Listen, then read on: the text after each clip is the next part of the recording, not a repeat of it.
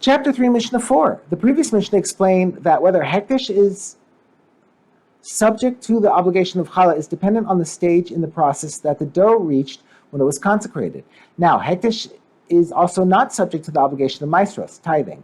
This Mishnah explains that this exemption too depends on when the produce was consecrated.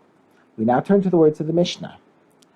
Similarly, if someone consecrated his fruits before they reached the time of maasros and then redeemed them while they have still not reached the time of maasros, they are subject to the maaser obligation, because when the maaser obligation took effect, they were no longer hektish. So too, if he consecrated them after they reached the time of maasros and then redeemed them, they are subject to the maaser obligation, because here too the produce was not hektish when the processing was completed. Thus, it becomes subject to the maaser obligation.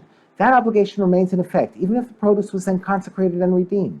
If, however, he consecrated them before their processing was complete, and the temple official completed their processing, and the owner then redeemed them, they are exempt from maasros, because at the time of their obligation, i.e. at the time the tithing obligation would ordinarily take effect, they were consecrated and thus exempt from maasros. Therefore, even if they are then redeemed, they remain exempt from maasros.